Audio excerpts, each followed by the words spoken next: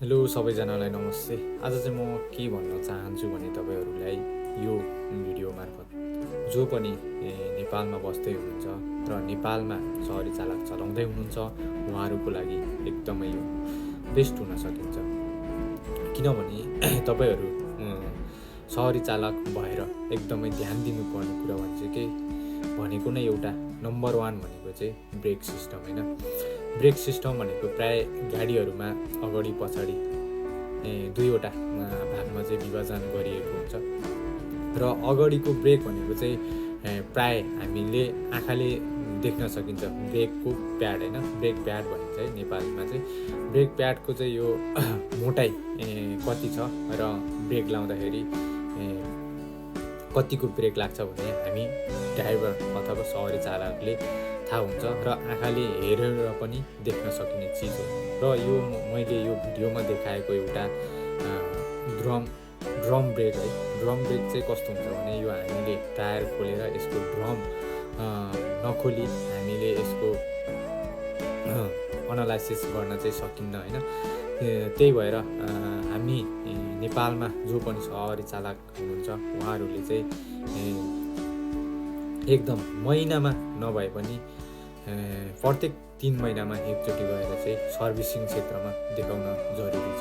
किनभने सवारी साधन जस्तै बस, माइक्रो, सुमोदेखि लिएर हरेक बाइक पनि त्यस्तै, बाइकको पनि सिस्टम त्यही हो होइन।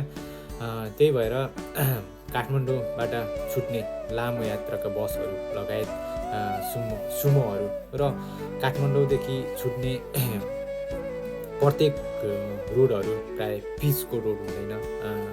हिलो, माटो, डाँडाकाँडा सबै ठाउँमा घुट्ने भएकाले सहरी साधनलाई एकदमै ध्यान दिनु होला।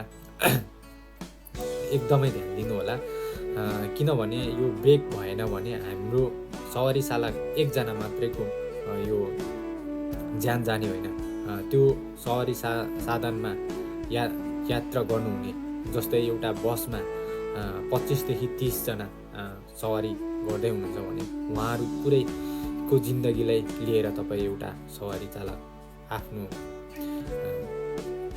एउटा इमान्दारिता पनि गुमाउन पर्ने हुन्छ।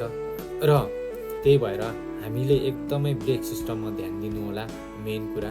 र तपाईँ एकजनाले गर्दाखेरि त्यो 20-25 जनाको ज्यान पनि जोगाउनलाई एकदमै र भोलिको दिनहरूमा पनि विश्वास गर्ने एउटा ठाउँ बन्ने छ। ब्रेक सिस्टमलाई एकदमै ध्यान दिनु होला। प्राय गरी पछाडिको ब्रेकहरूमा हेर्ने ठाउँ हुँदैन र त्यही भएर सर्भिसिङ क्षेत्रमा गएर प्रत्येक 3 महिनामा चाहिँ एकचोटि गएर सर्भिसिङ क्षेत्रमा जो पनि काम गर्दै हुनुहुन्छ उहाँहरूले पनि जो सहरी चालक भन्यो उहाँहरूलाई देखाएर एकदमै त्यो कन्डिसनहरू बुझाइदिनु होला। आफ्नो सहरी साधनको सामान के कस्तो अवस्था भइरहेको छ भनेर सबै टिप्पणी गर्नुहोला। र यो नेपालमा जो पनि यातायात मन्त्रालयमा काम गर्दै हुनुहुन्छ उहाँले पनि यो नेपाल सरकारले पनि ध्यान दिनु एकदमै जरुरी छ। किनभने हामी नेपालीहरूले गाडी किन्ने बित्तिकै रोडमा गुडेदेखि भयो र नबिग्रेदेखि गाडी स्टार्ट भएदेखि भइदियो भन्ने खालको एउटा मनस्थिति हुन्छ। यो भनेको एउटा एकदमै गलत नियत हो। र के मेरो विचारमा चाहिँ के भन्न चाहन्छु भने एउटा सवारी किनिसकेपछि त्यसको एउटा सर्भिसिङ क्षेत्रमा पनि एउटा एकदम ध्यान दिनुपर्छ। 6 महिना अथवा 1 वर्ष नेपालको सन्दर्भमा हेर्ने हो भने चाहिँ प्रत्येक 3 महिनामा चाहिँ एकचोटि चेक जाँच चाहिँ गर्नुपर्छ। नभइकन चेक जाँच नभइकन चाहिँ यो हाम्रो देश नेपालमा चाहिँ हरेक दिन बिहान छुटेको बस बेलुका आफ्नो स्थानमा पुगिन्छ भन्ने यो एउटा ठेगान पनि हुँदैन है।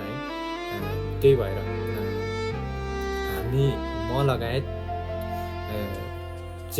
परिवर्तन गर्नको लागि आफूबाट नै स्टार्ट गर्नु होला। यो भिडियो जसले हेर्दै हुनुहुन्छ र हेर्नुभयो उहाँहरूले एकदम लाइक सेयर कमेन्ट पनि गर्नुहोला। तपाईँहरूले मेरो यो भिडियोमा मन पराइदिनु भयो भने म अवश्य पनि ब्रेक सिस्टम मात्र नभइकन गाडीको हरेक पार्टको भिडियोहरू बनाएर ल्याउने नै छु र तपाईँहरूले